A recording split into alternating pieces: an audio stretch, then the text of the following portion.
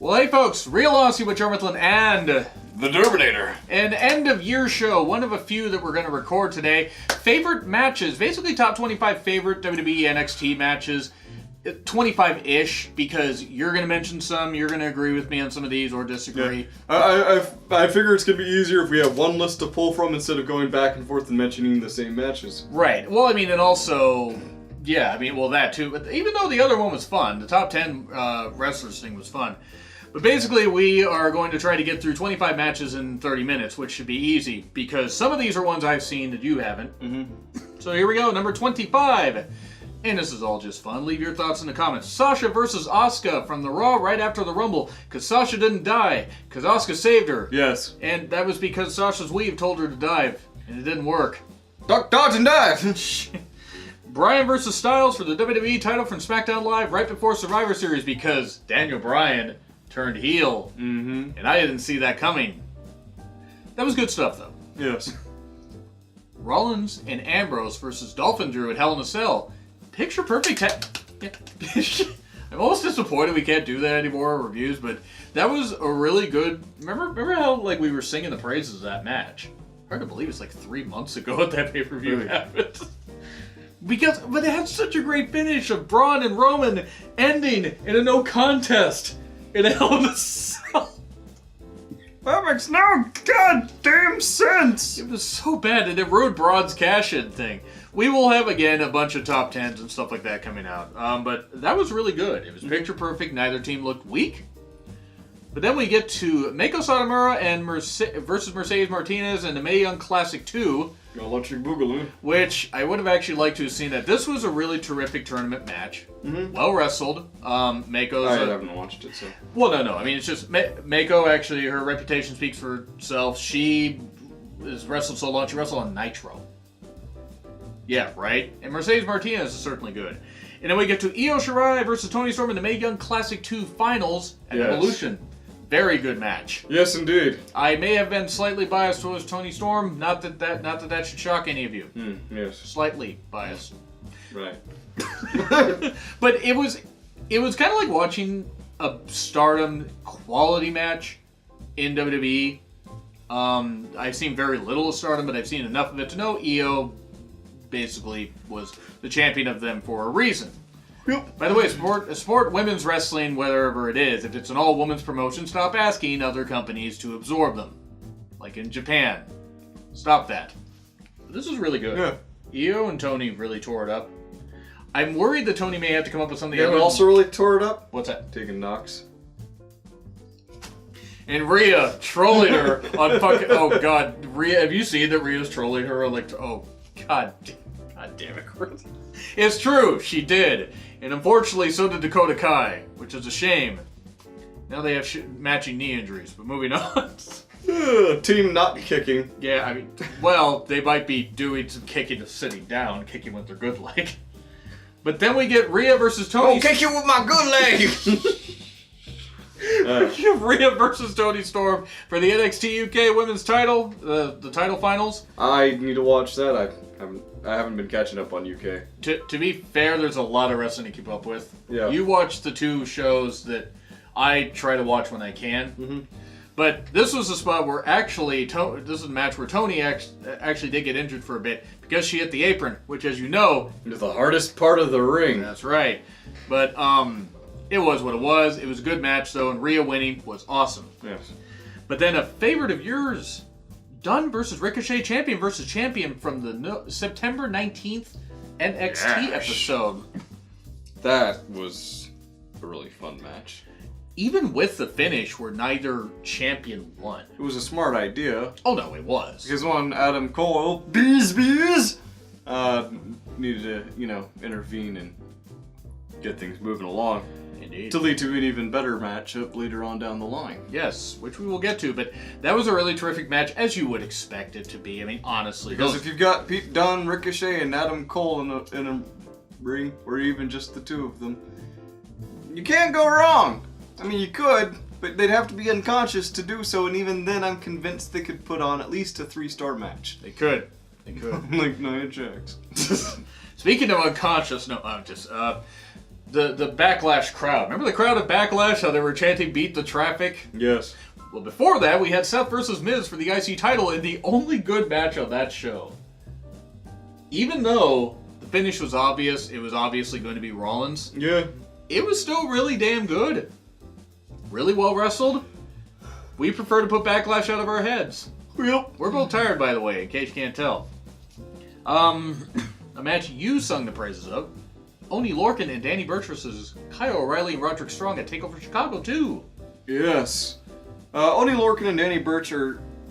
I won't even say they're underrated, because they're... Underappreciated, maybe? Underappreciated, yes. These two put on brilliant tag team matches, and you combine that with Roderick Strong and Kyle O'Reilly. I'm sure if you gave them the moment to, they could tear the house down. Yeah, which they did here. I mean, because a lot of people... I mean, they were booing Oni and Danny, but even then they started to turn and appreciate everybody. It was between this and the Mustache Mountain and Undisputed Era match, and I put this here because this one shocked me more. I knew Mustache Mountain and Undisputed Era could put on a terrific match. Yeah. They put on a terrific TV match where Mustache Mountain lost the titles, and in a terrific match to take over Chicago 4 or Brooklyn 4, whatever 4 it is. There's been a lot of numbered events this year. Yeah, there's been so much wrestling that my brain can't absorb the memories of all of the matches that are on this list. That's kind of why. I don't have the encyclopedic memory of my co-host over here. I don't know a lot of things about wrestling. I've only covered New Japan and WWE. God, how the hell have I done that? I have no idea how I've done that. If New Japan had a schedule like WWE, I would not be able to cover it all. I was like, I need some sleep. Well, it was far away.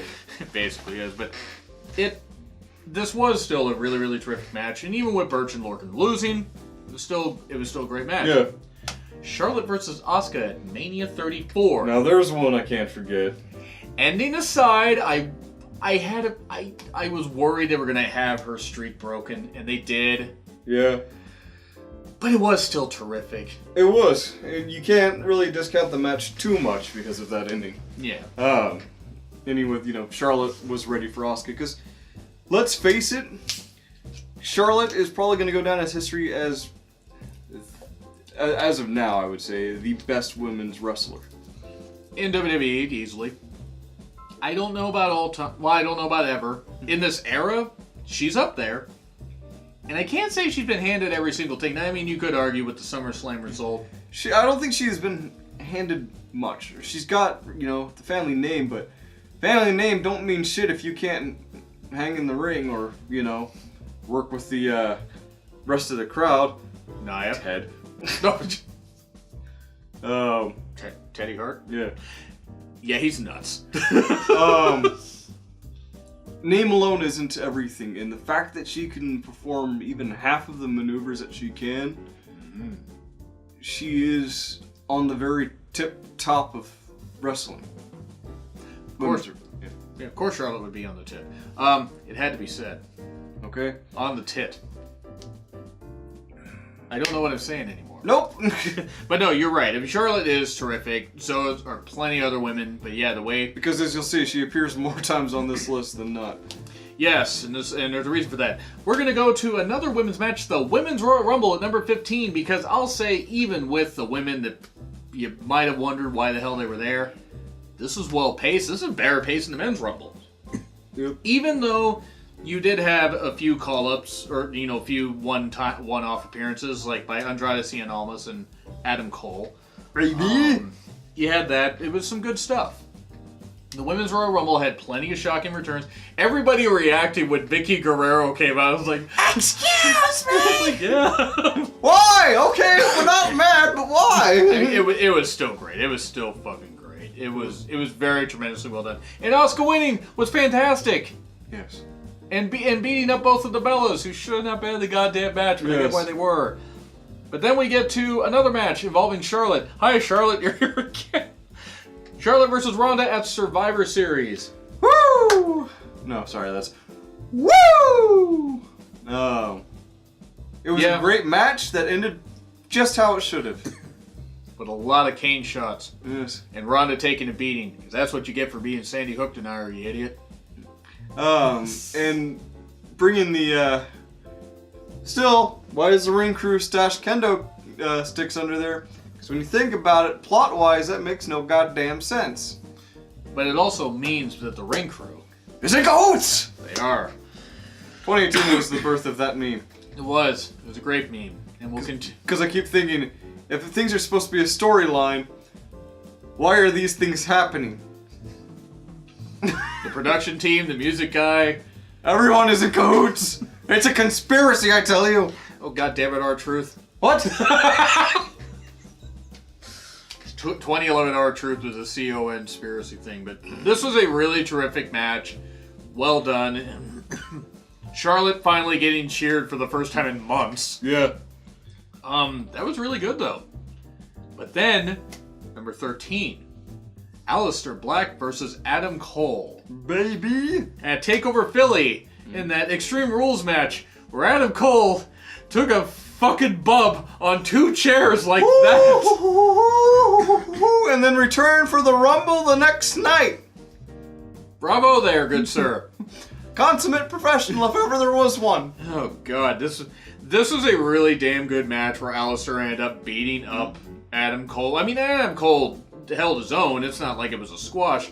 But because Undisputed Era was beaten up earlier, I believe by the War Raiders. I think the War Raiders ran here or something like that. But it's like something you had Aleister and Cole just Cole like being on his own and stuff like that and getting beat up and getting his, There he goes again on his own. going down the only road. He's ever boned. What, Britt's there? Well, because Britt Baker is, of course, Adam Cole's Lady. That's right.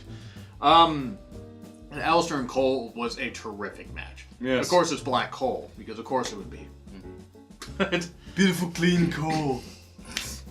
That doesn't exist. Goddamn way to understand a pickaxe. But number 12, Ricochet versus Adam Cole. again, Baby.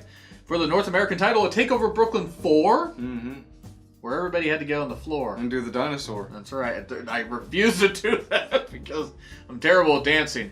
As any of you that have seen that Without a Cause video you can attest definitely because you were there live. Oh yes. This was terrific though. Ricochet pulling out some insane moves. Cole being a dastardly heel. Ricochet just doing that ridiculous where he just runs up, does that Hurricanrana off the apron, just the insane stuff and the magic these guys created with the crowd. Yes. Was just fantastic. You've been singing both their praises for a while, especially Ricochet, and the various names you come up with for him. Rico Chet and stuff like Rico that. Chet. This is by far my favorite. He's also Casey Catanzaro's favorite, or wait. No. Whoever the Ninja Warrior girl is. I think that's her name. But then we get to number 11 rather. We're going backward. No, number 11. Velveteen Dream versus Tommaso Ciampa at TakeOver War Games. What seemed to be at first a bit of a meaningless feud, like a filler match in between, Ciampa's real feud with Gargano and Black, turned into one of the best matches I've seen from the Velveteen Dream. Give him another year or so in NXT, and I think he'll be ready to call up. And then they'll ruin him. Yeah, they will. But until then, he should be a surprise entrant in the Rumble in 2020. Or he could be a surprise entrant in this Rumble. I wouldn't be opposed to that, but not called up yet. Yeah. But, no, it was a fantastic match, and boy, I was really worried Velveteen hurt himself, because he hit that fucking elbow on that apron, and it's the hardest part of the ring. It's funny that Ciampa went from feuding with one guy named Black to an actual black guy. Right. Hogan would be proud. I had to point it out. Yeah, I know, but you didn't. But why? Right. But yeah, that was a terrific match. And we will also do a favorite pay-per-views and favorite and least favorite feuds. But number 10, one that you particularly enjoyed, I also enjoyed. Because I am the biggest mark for Mustafa Ali. It's Mustafa Ali versus Buddy Murphy. That stair spot. Holy fuck! Thank God the ref was to keep Oh, that God. fucker steady. Right? Oh, but the crowd was like coming alive anyway, but boy, they got that crowd into it from there. The crowd was just like, yeah! It put Mustafa Ali even more on the radar. It made everyone take notice. The match was shared around Twitter. Mustafa Ali became a much more widely known name because of that match. And so did Buddy Murphy. Buddy, just, he's terrific. I'm glad to see how he's transformed his look. But yeah, just Ali. From being a tag team to being the Cruiserweight champion. Yeah, especially from being a tag team to be completely forgotten about. Yeah. But speaking of the forgotten, you have his other former tag team partner in the Forgotten Sons. Yeah. Wait, who? Huh? When they haven't been on TV for like weeks. Weren't they on TV like a couple weeks ago? Maybe. I mean, I That don't is know. technically weeks. True. Also, their feuds are meaningless because they don't Yes. have one. Back to Buddy and Ali. They did put on such a terrific match. Yeah. And it really was. This made me proud to review 205 Live back before they put it with NXT, and now you do it as part of your block of shows that you do. It's so good to see Mustafa Ali on SmackDown. It really is. I really hope to push him to the moon eventually. Yeah. Build him, but I don't think they're going to make him beyond a mid-card champion. They should make him WWE champion at some point. I wouldn't doubt it for a moment that they could. Oh, they could. Do you think they will? I think that really depends on how much merch Mustafa Ali sells. He would. He did an interview. Brief tangent here for a second. He did an interview where he talked about how he started out in wrestling and that he loved it. He fell out of love with wrestling because of stuff they were going to have him do, like Oh yeah, because he's Muslim. Pakistani and If you're Muslim, you gotta be the heel. Yeah, and that just was bad. But good on him for sticking with it. I mean, look at him now. Yeah. Never give up on your dreams. And your dreams will never give up on you. Now they did. Yeah. Anyway, next match. Number 9, Gargano versus Black at TakeOver War Games. Woo! Just two black masses and just some ridiculous spots and just, of course, the black guy getting Gargano beat trying to play Aleister Black, but Aleister Black, he ain't getting played. down. No, having none of that. He let Selena play with him. So, Yeah. no, it was a good match. It was a really, really damn spectacular match. And the two black masses absolving Johnny Gargano, and it didn't absolve him. Nope. But there was just so many great spots in this. Too much to mention. By the way, check out our other reviews, like the Brooklyn 4, the NXT pay-per-view reviews that we did. The TakeOver ones. Check those out. If you want to know our full thoughts, but these are our brief thoughts. Well, one match that surprised you and I. Yes. We're like, oh boy, really? They're going to be on this card? Alright, we'll see what's going to happen on that debut match. Yeah. And oh boy, did that happen! Ronda Rousey, Kurt Angel versus Stephanie McMahon and Triple H McMahon. Woo! This was probably the best debut ever. The timing was great. Everything. I don't like Stephanie at all. Ronda was still rough around the edges, obviously, and she was rough for a few months to go. But as things continued on, you could tell that she's been working her ass off to get into, ring shape. Yeah, to be the second best sports entertainer in WWE. Yeah, that title belongs to someone else. We'll get to number 1 later. We will. But that debut is just great, where I'm just like, I did not expect to enjoy this nearly as much as I did. And her tapping out Stephanie McMahon was great, but her punching out Triple H. See, Shane, that's how you throw a punch. Yes. Wait, but Shane is the best in the world. He's the best wrestler in the world. I know. This was a great debut, though. Yes. And it was just nice to see Kurt not die in the ring at this point. I know that sounds mean, but I'm worried about him. But then, seriously, I can't put over how great that thing was, even though she's a Sandy Hook denier. Rollins versus Reigns versus Cena versus Elias versus Balor The versus Raw Braun. Gauntlet. Yeah, the Rocklet. The Gauntlet. There we go. Portmanteaus. It was Balor, right? Or was it Balor or Miz? It was Balor. Balor? Okay. This is great stuff, though. It was either Balor or Miz. I'm only trying to remember because I remember... Oh, I'm trying to remember something. But the bottom line is this 2-hour gauntlet and Rollins being out there for 65 minutes. I had to put this match in my top 10. Mainly for that, because Rollins should be Universal Champion, or Drew should, or Kurt Hawkins. I don't care who, but somebody other than Brock at this point. I really hope Kurt Hawkins' first win is over Brock Lesnar. Would just be... So he can be the most obvious choice for a transitional champion that's ever existed. True, but watch that he suddenly, keeps winning by fluke. And so wins, holds it for like 3 months. Team's like, he stole our mojo! He stole our shtick! Wait. He stole our mojo! Raleigh, what? God. He doesn't get hyped. He doesn't stay hyped. Or he doesn't even show up on TV. I was gonna say he doesn't even stay on the card. But this was so great where I remember we were watching it, it was still at your old place, we're watching, we're like, what? How long is this match gonna go? And Rollins out there for 65 minutes? Great stuff. Number 6, Gargano versus Almas for the NXT title takeover Philly. I so wanted to put this in the top 5. The best twist that's led to probably the best feud. Yes. I mean, well, at the end, after the match was over. Yes. You so believed that Gargano was going to win, and they did so many good near falls, and so much good stuff, and the women were brawling. Candice and Zelina. They were all over each other. But anyway, might have been another dream I had, but moving on. Yes. That That was a great, great match. And just almost, I thought Almost was going to be a transitional champion, that Gargano was going to win. And, nothing against Almost, but yeah. it is what it is. But he won. Then afterwards, Gargano got attacked by an old nemesis. Yes. A man who's become a nightmare. Tomato chompers. That's right. And it started what would end up being the feud of the year, essentially. Yeah. I mean, really, is there any other argument? At least feud in WWE. But number 5, Becky versus Charlotte at Evolution. Last woman standing match. You're the best around. No one's ever gonna. Only 4 others gonna keep you down.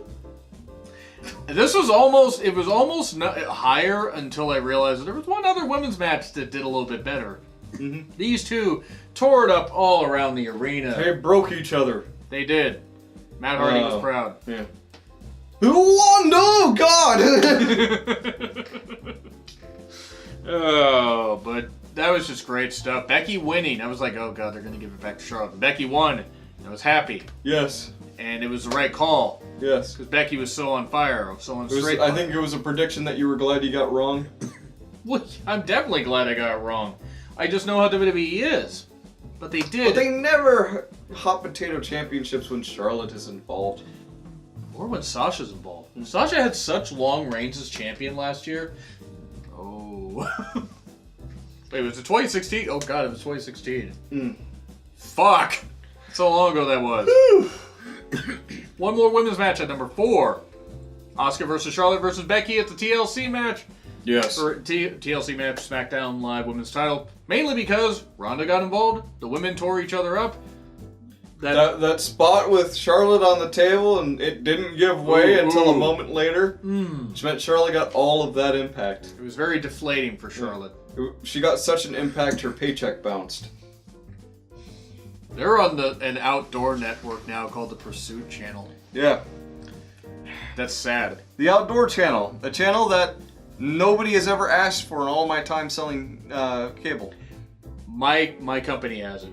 Right. Dish. So That's does mine. it. Well, yeah, but I'm just saying, I didn't even know I had till I looked.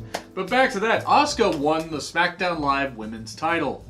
After all that goddamn shit booking and the feud with Carmella and the fact that she was teaming with Naomi, and nothing against Naomi, but that was a team that didn't work. Yeah.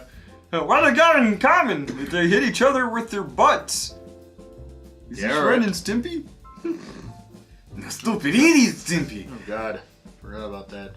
But it was great to see Asuka win. I'm just having them fight each other with their butts. Oh, sweet Jesus. I now want Billy West as Ren and Stimpy doing wrestling commentary. Just because it would be so great, you could just jump into Fry right there for no reason. We should probably. Well, we got three more things here. Dunn and Ricochet and the War Raiders versus the Undisputed Era, which was led by Adam Cole. Baby. I was just He's on this list too many times. War Games. And that was a great match. That bit with Pete Dunne getting locked in the cage last. Yeah. Which was great, because considering I think he was working with an injury at the time. Yeah. Smart decision. Yeah, and then Ricochet not dying on that dive. This is double moonsault. Man, that was just insane. That he almost missed, but the War Raiders backed up enough to catch him. Which shows their professionalism. Yeah. Ring awareness is a very important thing. Naya. Yes. So awareness is a very important thing. Naya. Being aware of anything. No, moving on. This was really, really terrific. Really well wrestled. And just I mean, there was great wrestling. There was great brawling. The weapon spots, all that stuff. The Undisputed Era losing, which I'm shocked that I'm actually shocked happened, because I thought Undisputed Era would win. Yeah. But they still had all the title. Well, they had a couple of the titles. Yeah. The tag titles. And it was good stuff. But now we move to number 2.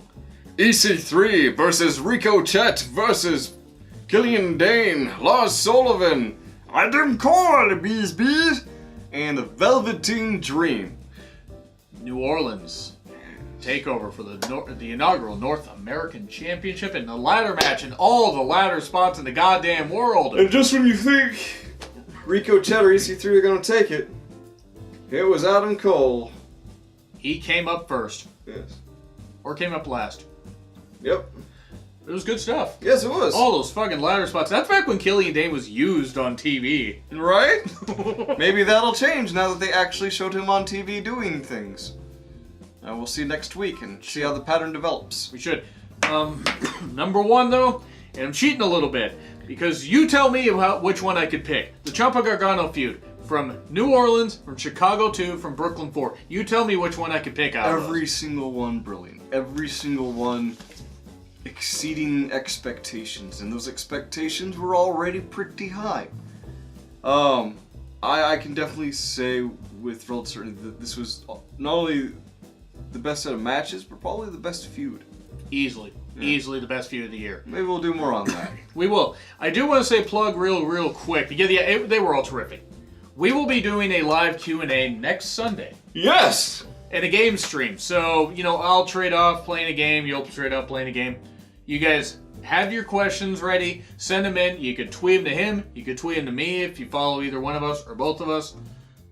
Do that. Or join in on a live Q&A and ask questions, and we'll answer. Our Twitter handle's down in the description. That's Feel free right. to check us out. But yeah, let us know what you guys think. What are some of your favorite matches from WWE and NXT? Because I already did a New Japan one. You can check that out. You agree, disagree with what we said? Like, share, subscribe, Twitter handles in the description. It's been real awesome with Jonn, Ritland, and The Turbinator. we'll be back with more shows.